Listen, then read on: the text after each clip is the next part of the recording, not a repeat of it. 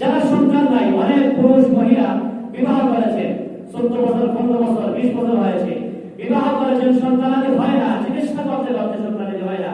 আল্লাহ তাআলা চিকিৎসা করেন না একবার, কোরআন হাদিস থেকে চিকিৎসা করেন না একবার, আমল করেন না একবার, দেখেন না আপনাকে আল্লাহ তাআলা সন্তান দেন কিনা। যে ব্যক্তি আমল করবে আর আমল যদি শুদ্ধ হয়, রিজাল্ট যদি হালাল হয়, অবশ্যই অবশ্যই ও মাকে আল্লাহর কসম ওই ব্যক্তিকে আল্লাহ তাআলা সন্তান দিবেন, যা কিছু চাইবে আল্লাহ তাআলা ওই বান্দাকে দান করবে। সুবহানাল্লাহ। এজন্য যারা বিবাহ করেছেন অনেকদিন সন্তান হয় না, আপনাদেরকে বলছি, যারা বিবাহ করেন নাই, পুরুষ অথবা মহিলা বিবাহ করবেন, আপনার বিবাহ হবে, আপনি বিবাহ করবেন, আপনারা জেনে রাখবেন সন্তান হওয়ার জন্য আজকে কয়েকটা আমলের কথা সংক্ষেপে বলবো। 1 নম্বর আমল হলো, যারা বিবাহ করেছেন সন্তানাদি হয় নাই অথবা বিবাহ করবেন, আপনার সকলের তো সন্তানাদির দরকার, শুধু সন্তান চাইলে হবে না, নেতার সন্তান চাইতে হবে। 1 নম্বরে সন্তান বেশি, আপনি সন্তান চাইবেন কিসের মাধ্যমে? 2 রাকাত নামাজ পড়তে হবে, ফরজ নামাজ নয়, নফল নামাজ 2 রাকাত পড়ে আল্লাহ তাআলার কাছে দোয়া করবেন। আল্লাহ তাআলা নিজেই বলছেন, ইয়া আইয়ুহাল্লাযীনা আমানুস্তাঈনু বিস-সাবরি ওয়াস-সালাহ ইন্নাল্লাহা মা'আস-সাবিরিন। বান্দা, তোমার যা কিছু প্রয়োজন হয়, জরুরত হয়, আমি আল্লাহ তাআলার কাছে সাহায্য চাও 2টা মাধ্যম, একটা হলো নামাজের মাধ্যমে, আরেকটা হলো সবরের মাধ্যমে। তুমি উচ্চতা ওযু করো আর 2 রাকাত নফল নামাজ পড়ো, সালাতুল হাজাত নামাজ পড়ো, নামাজ পড়ে আমি আল্লাহ তাআলার কাছে দোয়া করো, আমি আল্লাহ তোমার দোয়া কবুল করব।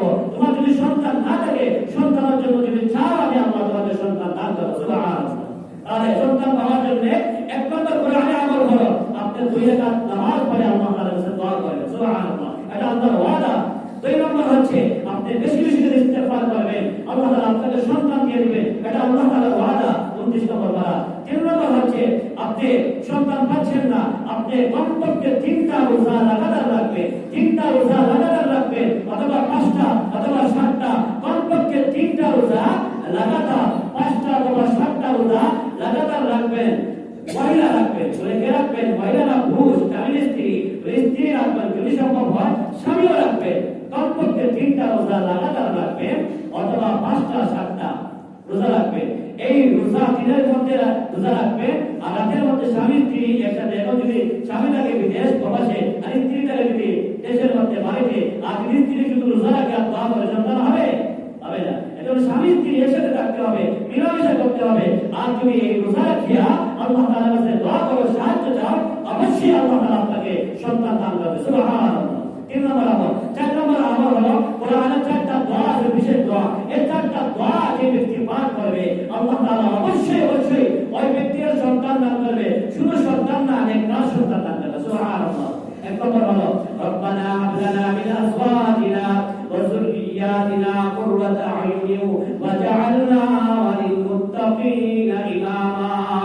এটা হবে 2 নম্বর, রব্বি হাবলি মিনাস সালিহিন। 3 নম্বর, রব্বি লা তাযারনি ফারদান ওয়া আনতা খায়রুল ওয়ারিসিন। 4 নম্বর, رب هب لي من لدنك ذرية طيبة إنك سميع الدعاء। এই 4টা দোয়া 4জন নবীর পয়গম্বরের দোয়া। এই দোয়ার মাধ্যমে আল্লাহ তাআলা পয়গম্বরকে সন্তান দিয়েছেন, অনেক পুরুষকে সন্তান দিয়েছেন, অনেক মহিলাকে সন্তান দিয়েছেন। আমরা এর মাধ্যমে আল্লাহ তাআলার কাছে সাহায্য চাই, আল্লাহ তাআলা আমাদেরকে সন্তান দিয়েছেন। যাদের সন্তান নাই, 4টা দোয়া আপনি পাঠ করবেন, আল্লাহ তাআলা অবশ্যই আপনাকে নেককার সন্তান দান করবে। সুবহানাল্লাহ। 4টা হলো কোরআন থেকে। 5 নম্বর হলো আপনি বেশি বেশি করে ডিম খাবেন। ডিম একটা বাইরে বলেন না, কি খাবে? একটা খাবে। সাহাবায়ে কেরাম একজন গিয়ে অভিযোগ করলেন, ইয়া রাসূলুল্লাহ, আমি বিবাহ করেছি, আমার সন্তান নাই। রাসূল সাল্লাল্লাহু আলাইহি ওয়াসাল্লাম বলেন, তুমি ডিম খাইবা আর তোমার স্ত্রীর সাথে সহবাস করবা। ওই ব্যক্তি ডিম খাইছে, সহবাস করছে, দোয়া করছে, আল্লাহ তাআলা সন্তান দিয়েছে। সুবহানাল্লাহ।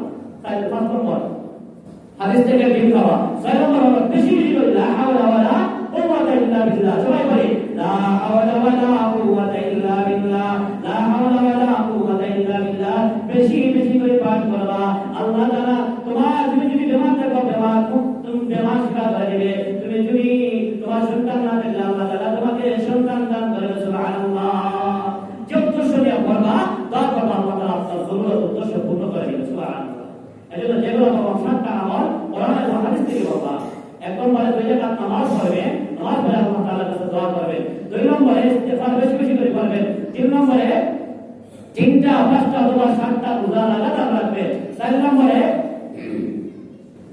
আপনি